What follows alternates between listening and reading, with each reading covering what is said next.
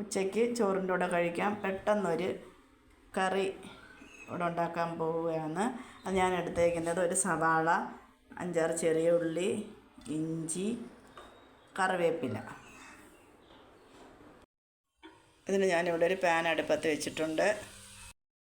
ഇത് നമുക്ക് പെട്ടെന്ന് ഉണ്ടാക്കിയെടുക്കാം. നമ്മളെവിടെയെങ്കിലും യാത്ര പോവുകയോ എന്തെങ്കിലും ചെയ്യുകയാണെങ്കിൽ നമുക്ക് കറികളൊന്നും ഉണ്ടാക്കിയില്ലെങ്കിൽ നമുക്ക് പെട്ടെന്ന് ഒരു കറി ഉണ്ടാക്കിയെടുക്കാൻ. അത് ഞാൻ കുറച്ച് എണ്ണ ഒഴിച്ചേക്കുകയാണ്.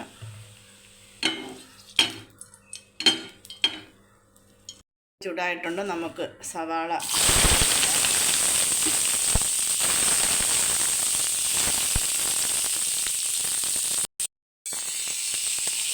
ഇതിനകത്തോട്ട് ഇട്ടിട്ടുണ്ട്. നമുക്കിതൊന്ന് നന്നായിട്ട് വഴറ്റിയെടുക്കാം. പെട്ടെന്ന് നമുക്ക് ഉണ്ടാക്കിയെടുക്കാൻ പറ്റുന്ന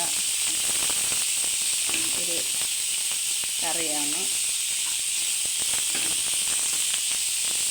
കറിയെന്ന് പറയാൻ പറ്റുമോ എന്നറിയില്ല. ഒരു ചമ്മന്തി പോലെ നമുക്കിത് ഉണ്ടാക്കിയെടുക്കാം. കുറച്ച് ഉപ്പൂടിടാം. കുറച്ച് ഉപ്പൂട് വേണ്ടിയിട്ടിട്ടുണ്ട്. എനിക്കിന്നിവിടെ വേറെ കറികളൊന്നുമില്ല. മീൻകറി മാത്രമേ വെച്ചിട്ടു. ചീനി വെച്ചിട്ടുണ്ട്.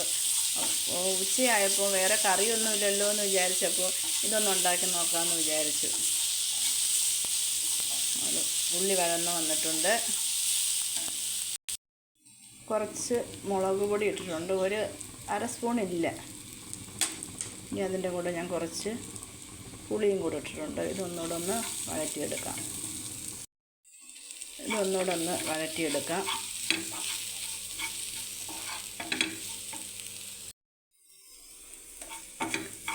ഇത് വഴന്ന് വന്നിട്ടുണ്ട്.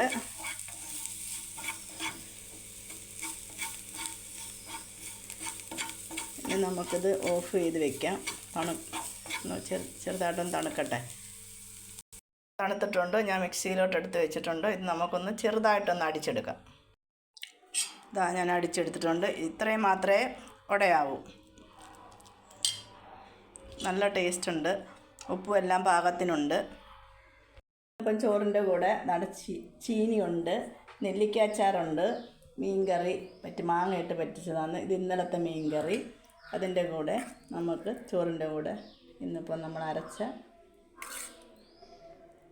ഇന്നുണ്ടാക്കിയ കറി കൂടെ, കറിയോ ചമ്മന്തിയോ എന്തൊക്കെ പറയാം. അപ്പം നല്ല ടേസ്റ്റാണ്.